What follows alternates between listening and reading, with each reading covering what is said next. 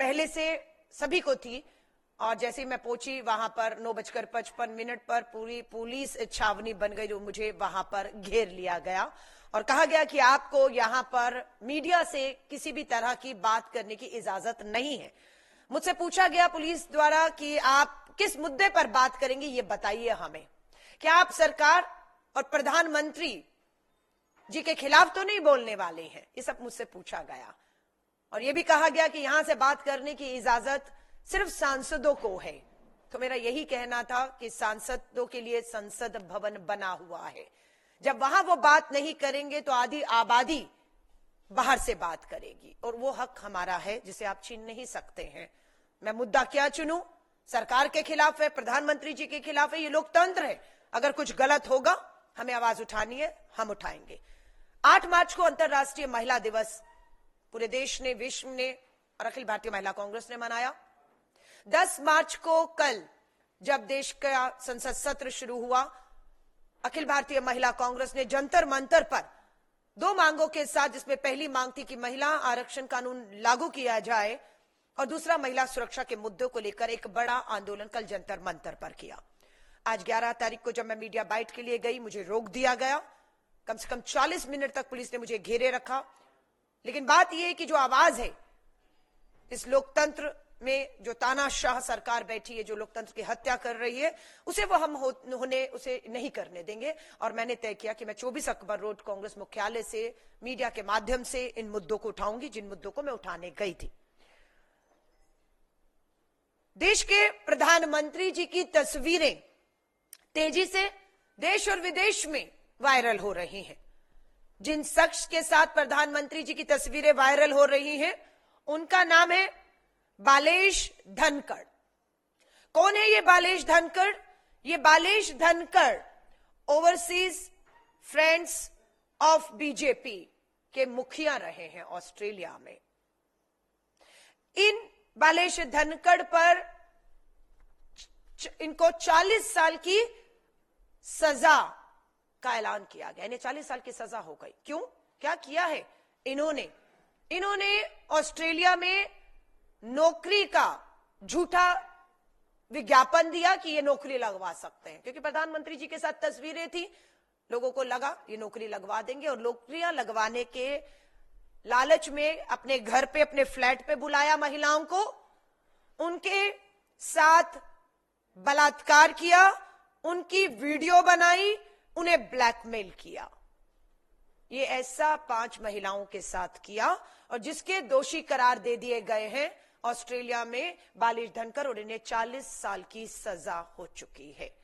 हम एक ही बात पूछते हैं, प्रधानमंत्री जी, बालेश धनखड़ से आपका ये रिश्ता क्या कहलाता है? क्यों और कैसे बालेश धनखड़ प्रधानमंत्री जी के इतने करीबी हो गए? क्या है उसके पीछे का राज?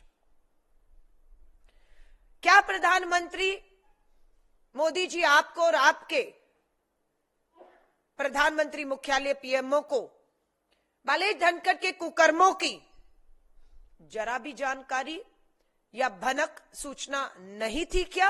यह हमारा सवाल है। ये बड़ी बात है कि प्रधानमंत्री का करीबी आदमी जघन्य अपराध कर रहा है, उसे 40 साल के बलात्कार में मास रेपिस्ट, सीरियल रेपिस्ट जैसी हेडलाइन बन रही है, और उनके बारे में खबर नहीं थी। या फिर सब कुछ जानते हुए प्रधानमंत्री जी और भाजपा इसे छुपाती रही और अपनी छवि को बचाती रही। आज बीजेपी, मोदी जी का डंका इन तस्वीरों के माध्यम से पूरे विश्व में डंका बज रहा है, लेकिन बीजेपी और मोदी जी इस पूरे प्रकरण पर चुप्पी साधे बैठे हैं। बालेश धनखड़ रेवाड़ी का एनआरआई है। वो प्रधानमंत्री की शपथ तक में शामिल हुआ है। उसे आमंत्रित किया गया, विशेष आमंत्रित किया गया। बालेश धनखड़ को ऑस्ट्रेलिया से बुलाया गया। प्रधानमंत्री जी शपथ ले रहे हैं, आप आइए बालेश धनखड़ जी। और ये 2 तस्वीरें हैं जब बालेश धनखड़ राष्ट्रपति भवन में प्रधानमंत्री नरेंद्र मोदी जी की शपथ ग्रहण समारोह में खड़ा हुआ। विशिष्ट अतिथि के तौर पर निमंत्रण भेजा गया। और बालेश धनखड़ की मुलाकात एक नहीं अनेकों बार प्रधानमंत्री जी से होती है। आप प्रधानमंत्री जी के वस्त्रों से पहचान सकते हैं कि ये एक नहीं अनेक मुलाकात है। ये पहला वस्त्र प्रधानमंत्री नरेंद्र मोदी जी का और पहली मुलाकात। ये प्रधानमंत्री मोदी जी के दूसरा वस्त्र बदला और दूसरी मुलाकात। ये तीसरा वस्त्र बदला प्रधानमंत्री नरेंद्र मोदी जी ने और ये तीसरी मुलाकात है।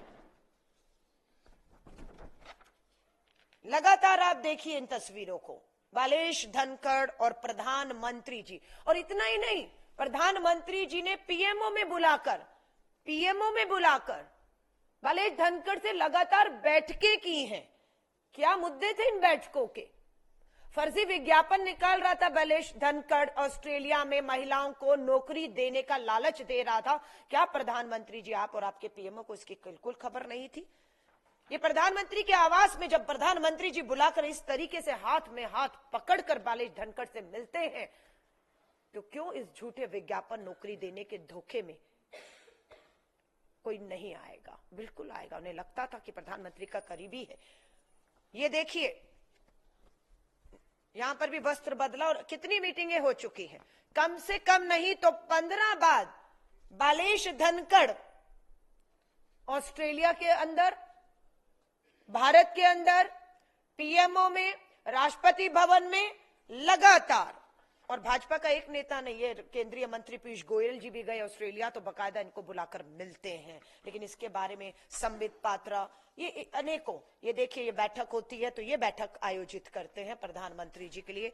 और ये कोलाज बताता है कि एक नहीं अनेकों बार बालेश धनखड़ से प्रधानमंत्री मोदी जी आप मिलते रहे। हम एक ही सवाल पूछते हैं, प्रधानमंत्री नरेंद्र मोदी जी, महिलाओं के साथ इस देश में जघन्य अपराध लगातार बढ़ रहा है। बेटियां, महिलाएं, हमारी बहनें न्याय मांग रही हैं। क्या आप तस्वीरें जारी कर सकते हैं?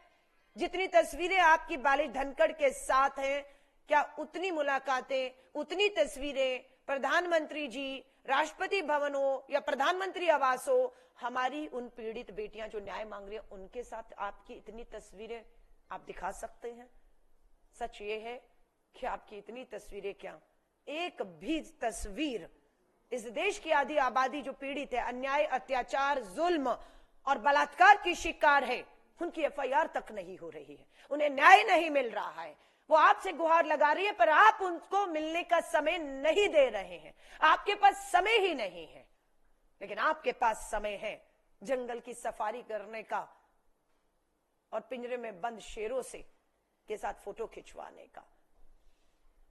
लेकिन आपके पास समय नहीं है मणिपुर के हमारी बेटियों के साथ भी वहां पर सामूहिक बलात्कार किया गया, उन्हें निर्वस्त्र करके सरेआम वो तस्वीरें शर्मसार की। प्रधानमंत्री जी, आप उस मणिपुर में भी जाकर उन आदिवासी बेटियों को भी मिलने की हिम्मत अब तक नहीं दिखा पाए।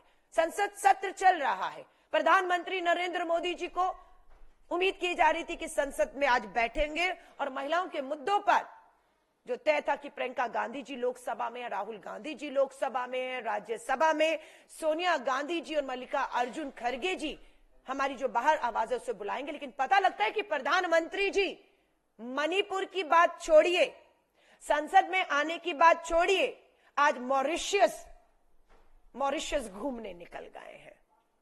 उन्हें मणिपुर में जाना चाहिए था या मॉरिशस की यात्रा में बीच संसद सत्र छोड़कर जाना चाहिए था।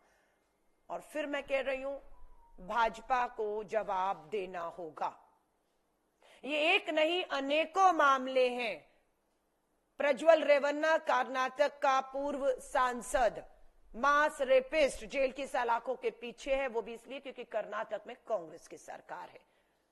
लेकिन ब्रजभूषण शरण आपका पूर्व सांसद से दिल्ली पुलिस 1 साल होने को आ रहा है, अभी तक पूछताछ करने की हिम्मत भी नहीं दिखा रही। और ब्रजभूषण के खिलाफ एफआईआर दिल्ली पुलिस ने आपके दबाव में नहीं की। प्रधानमंत्री मोदी जी, सुप्रीम कोर्ट की फटकार और आदेश पे होती है।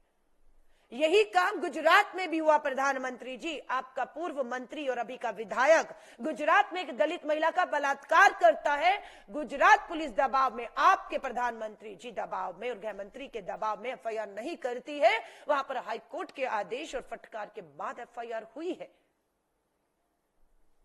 गुजरात की दलित बेटी हो, हरियाणा की बेटियां हो, कर्नाटका की बेटियां हो, या आज ये महिलाएं आपसे न्याय मांग रही हैं और आप खामोश और आप चुप हैं, क्योंकि इनको इतनी हिम्मत, इतने बड़े अपराध करने की हिम्मत कहीं और से नहीं, प्रधानमंत्री जी आपसे मिल रही थी। और आपने कभी शायद इनको नहीं कहा होगा कि मेरी मित्रता, मेरी दोस्ती, मेरे साथ उठना बैठना, इतनी तस्वीरों का मिसयूज या दुरुपयोग मत करना, कम से कम महिलाओं के लिए मत करना। कभी प्रधानमंत्री जी आपने नहीं कहा, और आपको पता भी होगा तो भी आप चुप रहे। इसीलिए बालेश धनखड़ आपकी यात्राओं को ऑस्ट्रेलिया में आयोजित करते रहे, ऑस्ट्रेलिया से डेलीगेशन लाकर आपको प्रधानमंत्री आवास में मिलवाते रहे, आपसे बैठ के करवाते रहे। आप सब जानते थे, ये हमें लगता है, क्योंकि आप प्रधानमंत्री हैं, आपके पास हर चीज, सूचना, जानकारी। एक एक आदमी अगर अपॉइंटमेंट प्रधानमंत्री से लेता है, पीएमओ में जाता है, तो उसका पूरा खानदान, उसका इतिहास, उसका चरित्र, उसके थानों में क्या है, जानकर ही प्रधानमंत्री आवास या राष्ट्रपति भवन में उन्हें मुलाकात का समय दिया जाता है।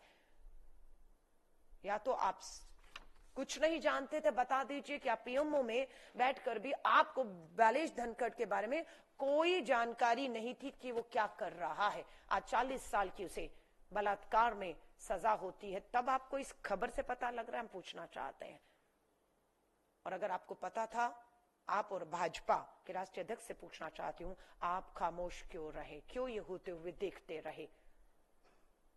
इस पूरे प्रकरण में हम हमेशा देखते आए हैं कि जितने भी अपराधी हैं, खासतौर से इस तरह के अपराध में, उनमें भाजपा नेताओं की पूरा समर्थन और पूरी भागीदारी रहती है। इसीलिए वो इस तरह के लोगों को बचाते रहते हैं कि बालेश्वर धनखड़ को बचाओ, उनके कुकर्मों को छुपाओ।